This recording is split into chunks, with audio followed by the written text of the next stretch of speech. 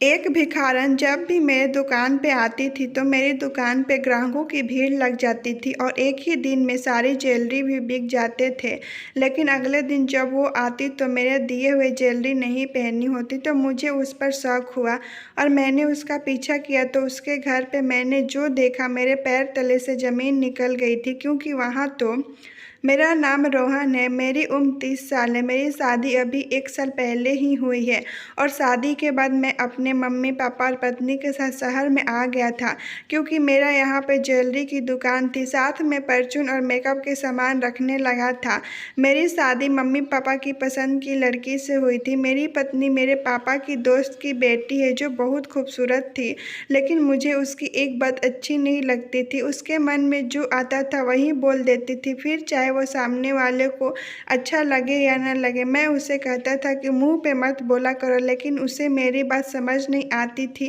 कहती है कि मैं दूसरे के मुंह पर ही उनकी बुराइयां उन्हें बता देती हूँ। मेरी आदत हमेशा से ही ऐसी रही, औरों की तरह नहीं, जो सामने कुछ और पीठ पीछे कुछ और। उसकी इन बातों को नज़रअंदाज कर देता था।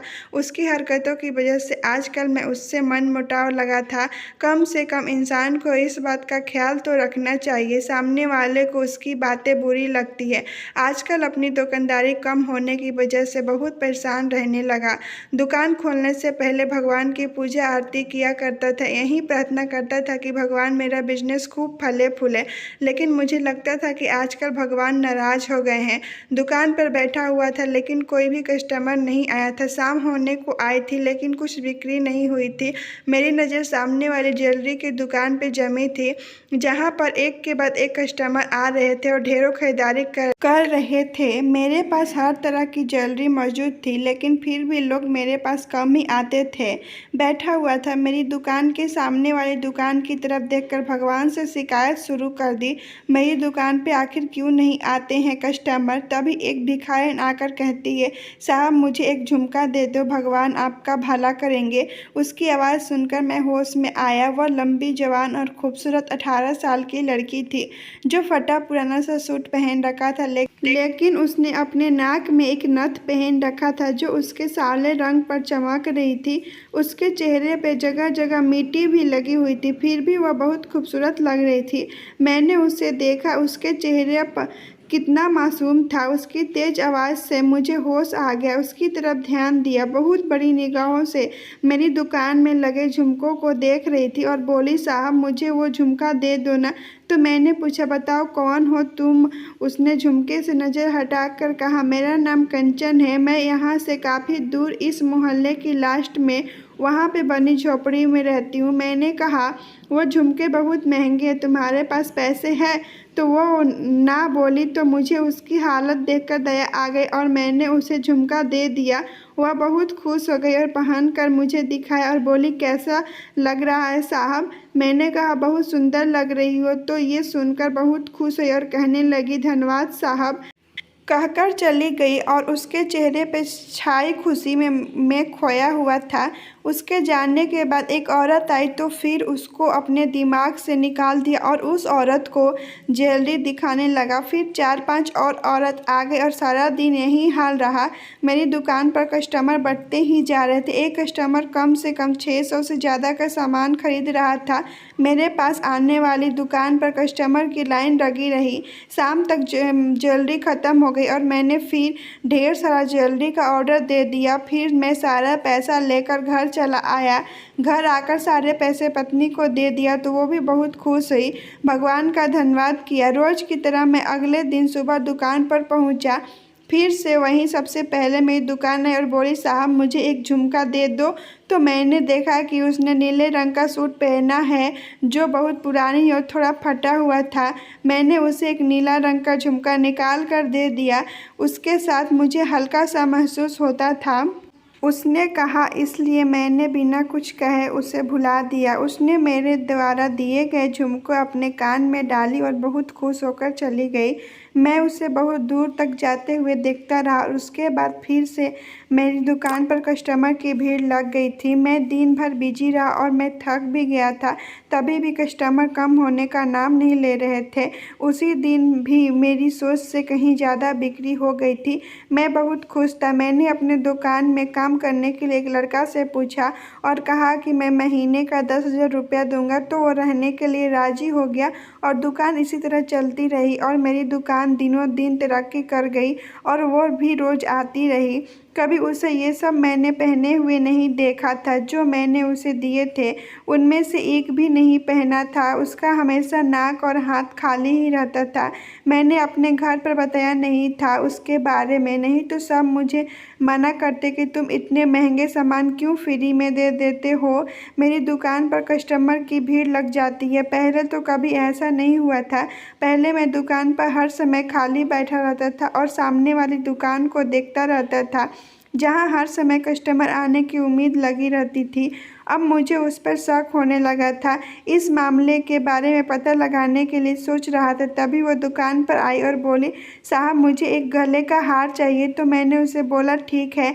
जैसे ही वो आगे हाथ बढ़ाई, मैंने उसका हाथ पकड़ लिया और मैंने उससे कहा कि पहले मुझे ये बताओ कि तुम कौन हो और उनका क्या करती हो, उसके बाद ही मैं तुम्हें हार दूंगा। मेरी बात सुनकर परेशान हो गई और बोली, मैं पहनती हूँ। मैंने तो तुम्हें कभी ये पहने हुए देखा नहीं, बल्कि तुम्हारा तो हमेशा हाथ पैर कान खाली रहते हैं। फिर उसने कहा कि मैं अपनी शादी के लिए इन चीज़ों को रख रही हूँ। उसकी यह बात सुनकर मुझे लगा शायद यह सच बोल रही है। फिर वह हार लेकर बाहर चली गई, लेकिन मैंने भी सच्चाई जानने के बारे में ठान लिया था। मैंने अपनी दुकान पर काम करने के लिए जो लड़का रखा था उससे कहा कि दुकान का ध्यान रखना। उसके बाद चेहरे पर मास्क पहन लिया। वह लड़का मुझे ऐसे करते देख रहा था, पूछने लगा कि मैं यह सब क्यों कर रहा हूँ, मगर मैंने उसके सवालों का कोई जवाब नहीं दिया और उसे दुकान को ख्याल रखने का कहकर दुकान से बाहर निकल गया। मैं सड़क पर सामने देखा तो वह मुझे दूर जाती हुई नजर आई थी। मैं तेजी से उसके पीछे जाने लगा तो देखा कि वह जगह जगह रुककर लोगों से पैसे मांगती, किसी से खाने का सामान, ऐसे चीज़ों को फिर अपने थैला में भरती आगे बढ़ जाती। अभी तक उसको मुझ पर शक नहीं हुआ था, क्योंकि मैंने अपने चेहरे पर मास्क लगाया हुआ था। मैं अभी कुछ ही दूर चला था कि उसके पास एक छोटी सी बच्ची को आते देखा। उसने अपना थैला रखकर बच्ची से थोड़ी सी बातें करी, फिर आगे बढ़ी। पैदल ही जा रही थी। मुझे पैदल जाना था। 1 घंटे लगातार पैदल चलने के बाद मोहल्ले के लास्ट वीराना से जगह पे गई थी, जहाँ और ज़्यादा आबादी नहीं थी और कुछ झोपड़ियाँ बनी हुई। उन्हीं झोपड़ियाँ की तरफ जा रही थी जो एक दूसरे से काफ़ी फासले पे बनी हुई थी और सभी झोपड़ियों के आगे पर्दा लगा हुआ था, जिसकी वजह से झोपड़ी के अंदर देख पाना मुश्किल था। मैं उसका पीछा करता रहा। फिर वह झोपड़ी के करीब पहुंच गई। जब उसने पर्दा हटाया तो उसे देखकर मेरी जान निकल रही थी, क्योंकि झोपड़ी के अंदर बहुत सारे छोटे छोटे बच्चे बैठे हुए रो रहे थे और उनके साथ एक बूढ़ा आदमी भी था जो उन बच्चों को चुप कराने की कोशिश कर रहा था। इतने बच्चों को देखकर मैं सोच में पड़ गया था। इतने बच्चे उसके नहीं हो सकते, क्योंकि वह शादीशुदा नहीं थी। मैं सोचने लगा, क्या वह बच्चा चोर है कि नहीं। शायद इसने बच्चे को चुराया होगा और अब इनको अपने कब्जे में रख लिया है। यह तो अब बच्चे के बदले उनके माँ बाप से पैसा लेती होगी। अब इनको भीख मांगने के धंधे पे लगा दी हो, या फिर इनसे अच्छी पैसे कमाई हो जाती होगी, या फिर यह भी हो सकता है कि बच्चे को बेचती होगी। ये सब सारी बातें मेरे दिमाग में घूम रहा था। अब मुझे उस भिखारिन पे बिल्कुल भी दया नहीं आ रही थी। मैं खुद को कोस रहा था कि उसकी मासूम और खूबसूरत शक्ल देखकर मैं पिघल गया और उसे इतने समय से फ्री में सामान दे देता था। मैं एक पेड़ के पीछे छिप गया और खुद को कोस रहा था। बच्चे लगता है रो रहे थे, जिसकी वजह से मुझे उन पर बहुत दया आ रही थी। 5 से लेकर 12 साल तक के बच्चे थे। अब मुझे घबराहट सी होने लगी थी और मेरे शरीर से पसीने हो गया। मुझे लगा था कि हो सकता है पूरा गिरोह इनके बच्चे वाले बिजनेस दूर दूर तक फैला हुआ है। इतने सारे बच्चे को इसने रखा हुआ है। और फिर मैं अपनी दुकान पर आ गया और मास्क निकाल के बैठ गया। वह सब कुछ देखकर मेरा दिमाग काम नहीं कर रहा था। मैं समझ नहीं पा रहा था मैं क्या करूं। मैं दुकान पे काम करने वाले लड़के को छुट्टी दे दी, जल्दी दुकान बंद करके घर आ गया। मेरे सामने उन मासूम और रोते हुए बच्चे के चेहरे घूम रहे थे। ना जाने वह इनके साथ क्या करने वाली थी। यह सोचकर ही मेरा शरीर पसीने पसीने हो गया। मैंने अपने मम्मी पापा और पत्नी से भी कोई बात नहीं की, वरना मैं पहले आते ही उन लोगों के साथ बात करता था, उनके साथ कुछ देर बैठता था और साथ में खाना भी खाता था। मेरी परेशानी को मेरी पत्नी ने भांप लिया और पूछा, क्या हुआ, आप परेशान क्यों हो? पहले तो ऐसे कभी नहीं परेशान रहते थे। पहले तो मैंने कुछ टाइम तक टाल दिया और बोला कोई बात नहीं है, लेकिन जब वह जिद पे अड़ गई तो सब कुछ बता दिया, सिवा इस बात के कि मैं उसे कुछ न कुछ देता था। मैं उसे यह बात बता देता तो वह मुझे बेवकूफ़ समझने लगती। और आखिर तुमने ऐसा क्यों किया? फ्री में इतने सारे ज्वेलरी क्यों दे देते हो?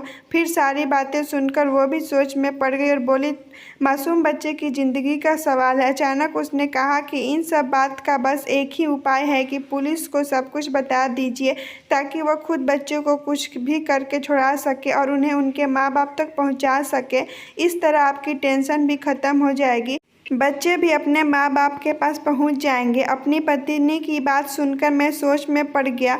वह तो ठीक ही कह रही थी। यह बात एक दो बच्चे की नहीं थी, बल्कि 50 से 60 बच्चे की थी। उसके कैद में थे और अपने माँ बाप से दूर रह रहे थे। एक अकेला मैं उससे नहीं लड़ सकता हूँ। मैं अकेले इस मामले में पड़ा तो शायद मैं भी खुद इस मामले में फंस सकता था। अपनी पत्नी की बात पर सोच विचार करके मैंने बोला, क्या मामला पुलिस तक जाना चाहिए? अगले दिन भिखारिन फिर कुछ लेने आई तो मैंने बिना कुछ कहे उसे आज दे दिया और उसको जाने के बाद मैं पुलिस स्टेशन के लिए रवाना हुआ।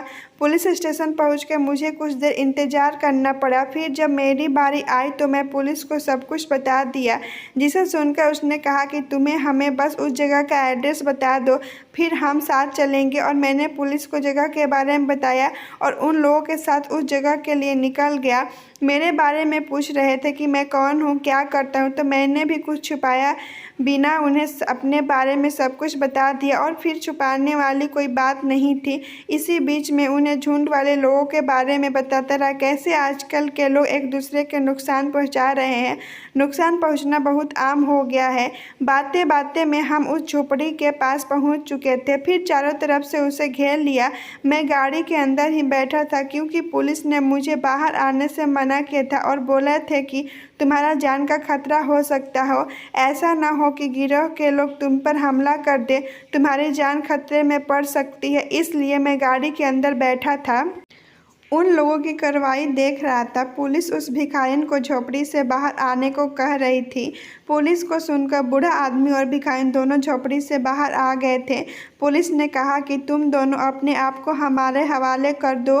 दोनों कुछ परेशान से लग रहे थे। मैं दूर बैठा उनके चेहरे का हाव भाव देख रहा था। हाथ जोड़कर पुलिस से पूछ रहे थे कि आखिर हम लोगों ने क्या किया है। तो पुलिस ने कहा कि तुम्हारी शिकायत आई है कि तुम लोग बच्चे को बेचते हो। तो उनसे ना में सर हिलाया था। थोड़ी देर बाद झोपड़ी के सारे बच्चे बाहर आकर सब कुछ देखकर रो रहे थे। एक पुलिस ने अपने दूसरी पुलिस से कहा कि आप इन दोनों को अच्छी तरह से तलाशी लीजिए। इस प्रकार दोनों रोते हुए हाथ जोड़े खड़े थे, लेकिन पुलिस ने हथकड़ी डालकर उन दोनों को जेल में डाल चुकी थी। फिर झोपड़ी के अंदर से कुछ नहीं मिला और ना ही किसी तरह के कोई हमला हुआ था। सारे बच्चे रो रहे थे, लेकिन सारे बच्चे को पुलिस ने अपने साथ ले लिया। फिर थाना ले जाकर उन दोनों को बीकानेर जेल में बंद कर दिया और बच्चे की माँ बाप की तलाश जारी थी। मैं बहुत ही अच्छा काम किया था। मैं बहुत ही खुश होकर घर गया और सब कुछ अपने पूरे परिवार को बताया, जिससे सुनकर वो लोग भी खुश हुए। चलो, सब कुछ अच्छे से हो गया, किसी तरह का कोई नुकसान भी नहीं हुआ। पत्नी ने कहा, चलो बेसहारे बच्चे को माँ बाप मिल जाएंगे। अगले दिन जब मैं अपनी दुकान गया, लेकिन आज नहीं आई थी। आती भी कैसे, वो तो जेल में थी। मैं सुकून से बैठा कस्टमर के आने का इंतज़ार कर रहा था, लेकिन दोपहर 2 बज गया और कोई कस्टमर नहीं आया था और मैं सामने वाली दुकान की तरफ देखने लगा था। आज उस दुकान में हमेशा से भी ज़्यादा कस्टमर की भीड़ लगी थी। इस तरह रात हो गई, मेरी दुकान में एक भी कस्टमर नहीं आया। दुकान बंद कर कर घर चला गया। मैं एक बार फिर से बहुत परेशान हूँ, क्योंकि एक बार फिर से वही हालत दिखने लगा। कुछ ही दिन इसी तरह से निकल रहे थे। दुकान पर कोई भी कस्टमर नहीं आता, जिससे कमाई बिल्कुल बंद हो गई थी। मैं दुकान पे काम करने वाले लड़के को पैसे नहीं दे पाया, तो वो भी एक दिन दुकान छोड़कर चला गया। मैं सोच में पड़ गया था कि जिस दिन भिखारन आती थी उस दिन तो मेरी दुकान में भीड़ कम ही नहीं होती थी। अब वो नहीं आ रही है तो मेरा काम एकदम ठप हो गया था। ऐसा लग रहा था जैसे मुझे उसकी बद्दुआ लग गई हो, लेकिन वो मुझे बद्दुआ कैसे दे दी। उसे तो पता भी नहीं था कि उसका राज मैंने जाकर पुलिस को बता दिया। मैं बहुत परेशान रहने लगा था। मैंने सारा दिन बैठकर दुकान पे माखियाँ मारा करता था और कस्टमर आने का इंतज़ार कर रहा था। मैंने अपने घर वालों को अपनी परेशानी बताई तो वो भी परेशान हो गए। अगले दिन पुलिस ने मुझे बुलाया और कहा कि उन झोपड़ी में कुछ ऐसा नहीं मिला जिससे ये साबित हो जाए कि इस तरह का काम कर रहे हैं। उनके मुंह से यह सब सुनकर मैं दंग रह गया। मैंने पूछा कि बच्चे का क्या हुआ, उनके क्या माता पिता नहीं मिले? क्या उन बच्चे में से किसी के माता पिता का पता नहीं चल सका? न्यूज़पेपर टीवी में भी ऐड दिया गया, लेकिन अब तक कोई जो उनको लेने नहीं आया है। वह बच्चे बस रोते रहते हैं और कहते हैं उनको उसकी माँ के पास जाना है। मैंने हैरानी से पूछा कि माँ कौन है, बोल दे। तो वह अपनी माँ उसे ही बता रहे जिसके खिलाफ आपने कहा कि वह बच्चे को कैद करके रखी थी और उसे बूढ़े आदमी को नानू कहते हैं। पुलिस कुछ और भी कह रहा था, लेकिन मैं तो इतनी सी बात सुनकर आखिर यह क्या हो रहा है कुछ समझ नहीं आ रहा था। कुछ तो अजीब था हमारी आंखों से छुपा हुआ था जो मेरे दिल ने कहना शुरू कर दिया था, कहीं ना कहीं मैंने कुछ गलत कर दिया है। इस बारे में सोचकर मेरा सर दर्द कर रहा था, लेकिन कोई सुराग हाथ नहीं मिला। पुलिस ने कहा हम लोग बच्चे से मिलने, तो उन्होंने बताया कि नानू और उस माँ के साथ रहते हैं। और यही नहीं, उन सब ने यह भी बताया कि जब से उन्होंने होश संभाला तब से वह इन्हीं दोनों के साथ रहते हैं। और बच्चे ने यह भी बताया कि कभी कभी माँ किसी नए बच्चे को लेकर आती और फिर वो भी हमारे साथ ही रहने लगते हैं और फिर यहीं से कहीं नहीं जाते। हमारी माँ बहुत अच्छी है, हमारे लिए खाना पीना कपड़े की व्यवस्था करती है, हम सबसे बहुत प्यार करती है और ना ही हमसे किसी तरह का कोई काम कराती है। कभी भी कोई बाहर का आदमी हमसे मिलने नहीं आता। पुलिस की बातें सुनकर मैं उलझ गया था। मैंने पुलिस से पूछा तो इसका क्या मतलब है? मुझे लगता है कि आपने जो कुछ बताया था ये सिर्फ गलतफहमी है, क्योंकि नहीं सबूत मिले। ज़रूर आपको कोई गलतफहमी हो गई थी। अभी मैं उन लोगों से पूछताछ करने जा रहा हूँ, आप भी आइए। मैं पुलिस के साथ उन दोनों भिखारियों के पास आ गया जो एक ही जगह बंद थे। उन दोनों की हालत देखकर मुझे उन पर दया आ गई। मुझे देखते ही जल्दी से मेरी तरफ लपकी और फिर कहने लगी, साहब अच्छा हुआ आप आज आ गए। मुझे पता था मेरे भगवान मेरे लिए कुछ ना कुछ मदद ज़रूर बनाकर भेजेंगे हमें बचाने के लिए। और देखो आप आ गए। वो सपने में भी नहीं सोची होगी कि असल में उसे जेल की सलाखों में पहुंचाने का जिम्मेदार मैं ही था।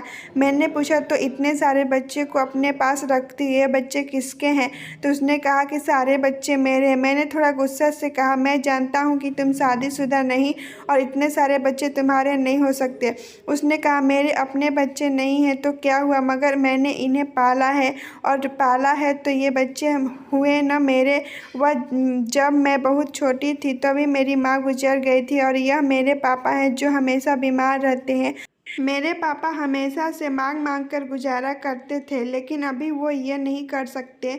मैंने यह पैसा अपना लिया। मैं खुद को इतना मजबूत बना लिया कि कोई आदमी मुझ पे नज़र डालने से पहले डरता है।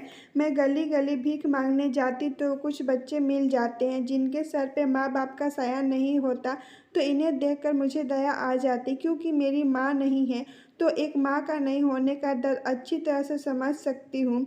इसलिए मैं अपने साथ अपनी झोपड़ी ले जाती और इन्हें माँ का प्यार देती।